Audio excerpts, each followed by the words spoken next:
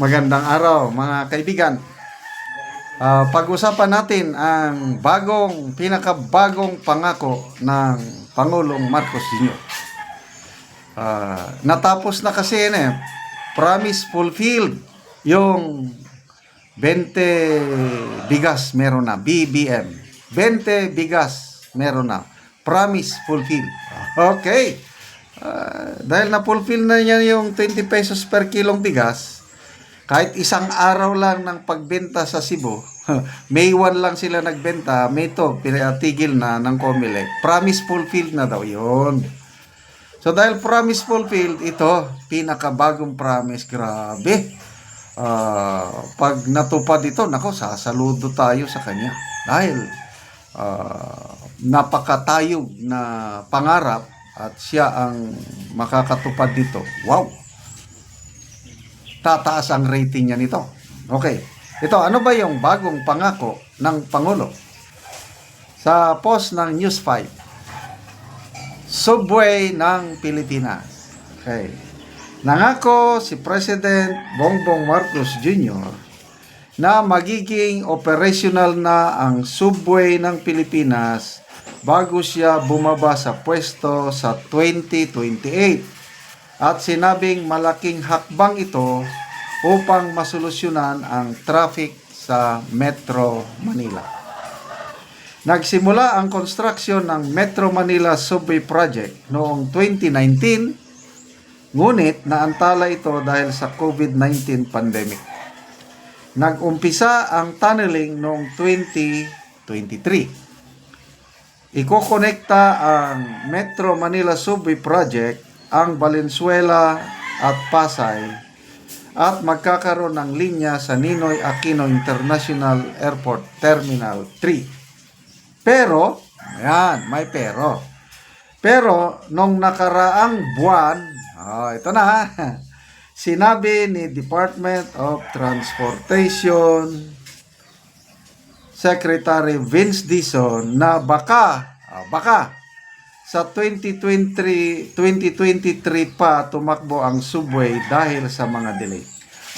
Palagay ko, nagkamali lang ang News 5. 2023, baka 2033. Okay, 2033 pa tumakbo ang subway dahil sa mga delay. Tinatayang, kasi bakit 2023? 2023 nga sinimulan ng tunneling. Tapos, magsisimulang maging operational 2023. Ito kasi nakalagay sa News 5 na post. Kaya, ating analysis is 2033. Kasi ang pangako ng Pangulong Marcos Jr., 2028, bago siya aalis sa pwesto.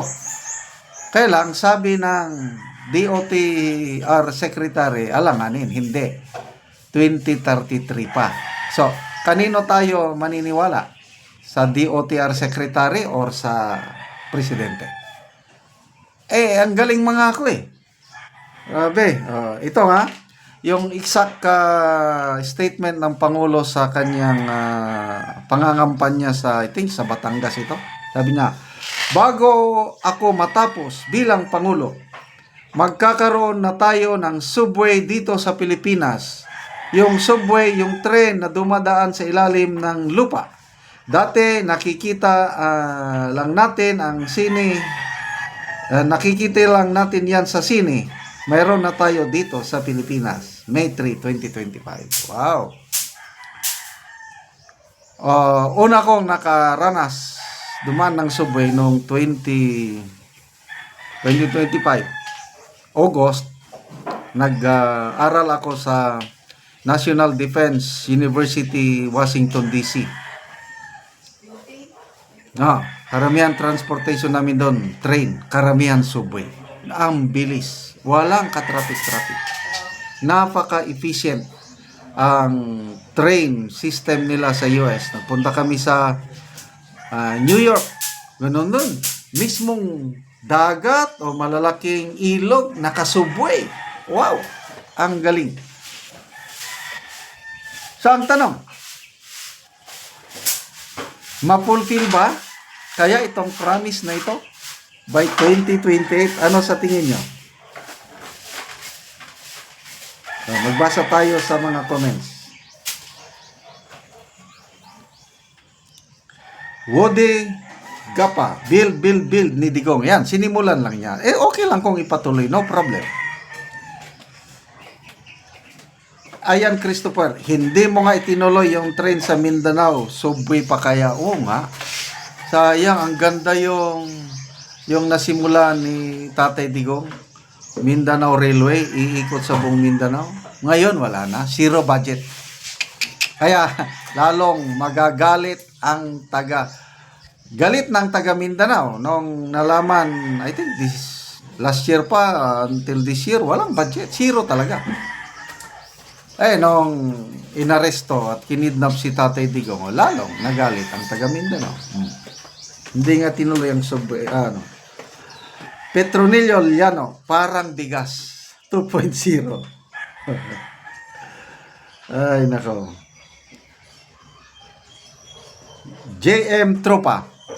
Nako, sana pag-isipan po ang lokasyon ng Pinas ay nasa Ring of Fire sa mundo. Yan.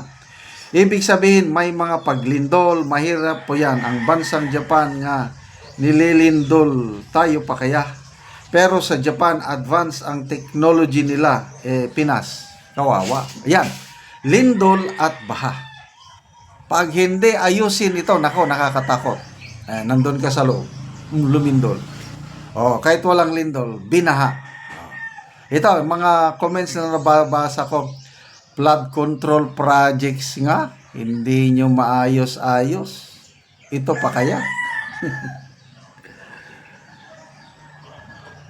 Nebs, sabi niya, los nimo, nangako ka na naman. Buong tumali, Coronel, in your dreams. Walter Dikino, mahirap nang maniwala agad sa sinasabi ni PBBM. Kasi 3 years na parang walang natapos na big ticket projects na dating naumpisa ni FRRD. Dapat sana quarterly may televised cabinet meetings at update sa mga projects. Correct. Ito sana ang trabaho ni Yusek Claire Castro. I-update niya ang taong bayan sa mga ginagawang ganitong proyekto. In that way, ang taong bayan maliwanagan, wow, may ginagawa pala ang palasyo, ang administrasyon. Para yung rating ng Pangulo tataas. Paano? Ang Yusek Claire Castro, anong palagi niyang briefing? Paninira sa mga Duterte or pagdepensa sa mga kapalpakan na nangyayari sa gobyernong ito. Si Karen Davila nagreklamo na. Ano ba? Wala naman kayong briefing tungkol sa ginagawa ng gobyerno. Wala, as in wala. So, subway in your dream. Mas maniniwala ako doon sa DOTR Secretary Vince Dizon na 2033 pa matapos. Kaninong panahon na yan? Panahon na yan ni BP Inday Sara. Okay, salamat mga kaibigan sa inyong pagsubaybay sa ating channel. Nakakatulong kayo ng malaki sa tribong Talandig ng Bukidnon dahil ang sweldo po natin ay pantulong sa tribo. Namimigay tayo ng mga yero at pako para ma-repair ang sira-sirang bahay ng Talandig na tribo. Panoorin nyo ang video na ito. Muna ni ang natabangan na mugyero, muna ang una niyang balay, o karon ako silang bisitaon. Ayo! Mayong mudto! Nagunsa man mo diya? Tindog. Patulog mo bata? Patulog. Oo. So muna ni ang karaan ninyo nga balay. Muna. Ang natag sa inyo nga yero, nakapatukod na mo. Patukod namin. So karon natong bisitaon. Karon mo na ni ang gipatukod ni kuya nga balay sa nahatag sa iya nga yero. Nindot namang day kayo yung ato po. Nakapatindog na magbagong balay. Karon kuya ate on sa inyong istorya bahin sa nahatag sa inyo ang sen lansang pako plinsin og karon nakapatukod na mo og balay og nindot na karon ang inyong atop. On sa inyong maistorya. On sa inyong maistorya. Salamat sa Ginoo sa nagtan-aw sa video. Ug salamat ug sa Ginoo nga tagan mi og sen. So nakapatukod gyud mi di na gid mi ulanan. Dili makatukod kun dili sa kalisod kung wala mi natagaan og sen nga kuan nga na inabang. Tungod sa ang kinabuhi, di gyud mi makabalay o wala ang ayuda. Salamat gyud sa Ginoo nga natagan niyo sin o bensin. Gusto ko na mo nga magpadayon ni ang kuan kaning inabang. So di na gid mi makuan ani og makabalay na di na mi ulanan. So, salamat dako gid mi mapagpasalamat sa Ginoo. Sige, salamat kayo ate kuya. Oo. Muna ni ang ilang balay, suda ko ang ilang pagpasalamat sa Ginoo ug sa nagatanaw sa video.